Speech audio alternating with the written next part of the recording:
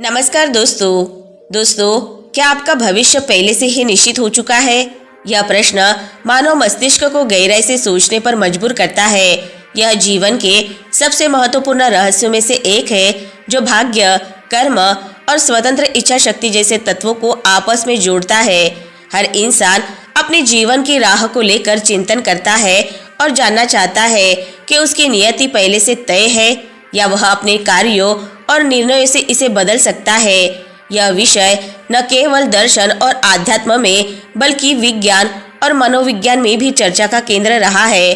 कुछ मान्यताएं यह कहती है कि हमारा जीवन एक पूर्व निर्धारित योजना के अनुसार चलता है, जबकि कुछ का मानना है कि हम अपने निर्णयों के माध्यम से अपने भविष्य को गढ़ते हैं। इस प्रश्न का उत्तर हमारे विश्वास, अनुभव और समझ पर निर्भर करता है। इस कहानी के माध्यम से हम इस गूढ़ प्रश्न के विभिन्न पहलुओं का विश्लेषण करेंगे और जानने का प्रयास करेंगे कि क्या हमारा भविष्य वास्तव में पहले से तय है या यह हमारी अपनी इच्छाओं और प्रयासों पर आधारित है। उससे पहले अगर आप हमारे चैनल पर नए हैं तो हमारे चैनल को लाइक, शेयर और सब्सक्राइब जरूर से कर ले।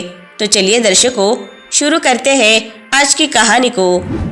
दोस्तों, हिमालय की गोद में बसा अमरपुर गांव शांति और प्राकृतिक सौंदर्य के लिए प्रसिद्ध था, लेकिन इस गांव का एक युवक विवान हमेशा भविष्य की चिंताओं में घिरा रहता था। वह अपने जीवन के उद्देश्य और भाग्य को लेकर परेशान था।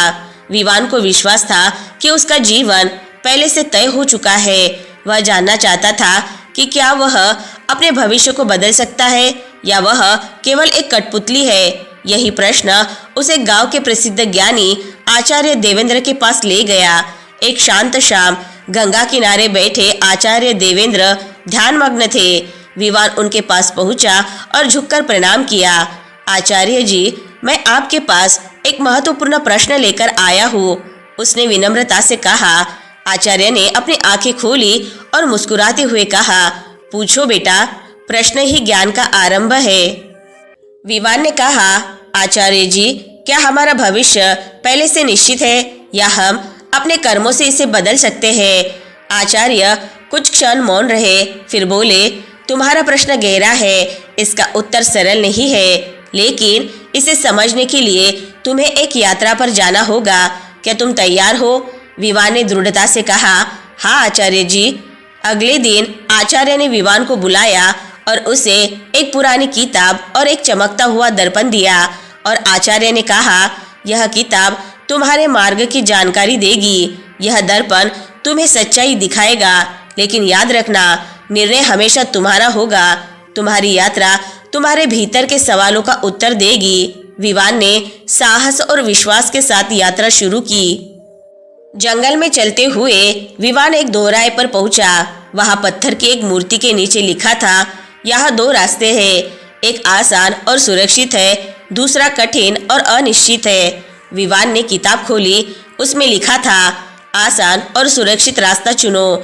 लेकिन जब उसने दर्पण में देखा तो उसे कठिन रास्ते की ओर इशारा करता हुआ अपना प्रतिबिंब दिखा।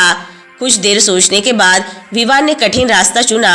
यह उसका पहला बड़ा निर्णय था। रास्ते में उसे कई बाधाओं का सामना करना पड़ा।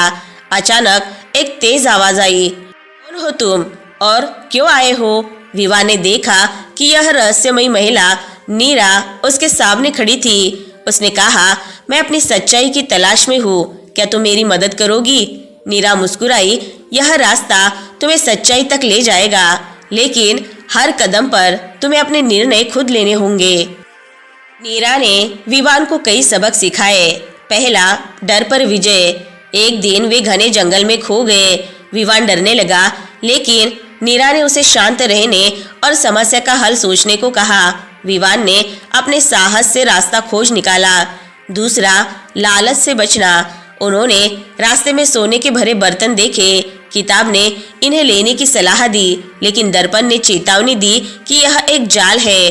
विवान ने दर्पण पर भरोसा किया और सुरक्षित रहा।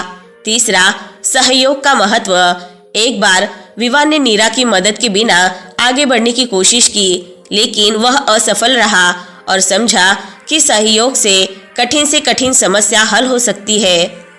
जंगल में 3 दिन और 3 रातें बिताने के बाद विवान और नीरा एक विशाल झरने के पास पहुंचे। वहां एक पत्थर पर लिखा था, यह तुम्हारी अंतिम परीक्षा है, तुम्हारे निर्णय ही तुम्हारा भविष्य तय करेंगे। 2 रास्ते थे। किताब ने फिर से आसान रास्ता सुझाया, लेकिन दर्पण ने कठिन रास्ता दिखाया।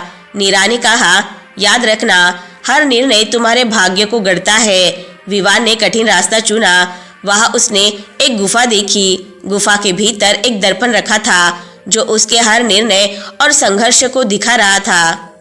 जब विवान गुफा से बाहर आया तो उसे एहसास हुआ कि जीवन में हमारे निर्णय और कर्म ही भविष्य को आकार देते हैं। वह वापस आचार्य देवेंद्र के पास पहुंचा और कहा, आचार्य जी, मैं समझ गया, भविष्य निश्चित नहीं है, यह हमारे विचारों और कर्मों का परिणाम है। आचार्य ने मुस्कुराते हुए कहा, तुम्हारा उत्तर सही है। तुम्हारी यात्रा ने तुम्हें यह सिखाया कि जीवन में हर निर्णय मायने रखता है। नीरा प्रकट हुई और उसने कहा, मैं तुम्हारी अंतरात्मा थी जो तुम्हारे हर निर्णय में तुम्हारा मार्गदर्शन कर रही थी। इस अनुभव के बाद विवान ने अपने जीवन को एक नई दिशा दी। वह अपने गांव लौटकर युवाओं को सिखाने लगा कि उनके कर्म और सोच ही उनका भविष्य बनाते हैं। गांव में लोग अब उसे सम्मान और प्रेम से देखने लगे थे। दोस्तों, यह कहानी हमें यह सिखाती है कि हमारा भविष्य हमारे हाथों में है। हमारे निर्णय और कर्म ही हमारे जीवन को गढ़ते हैं।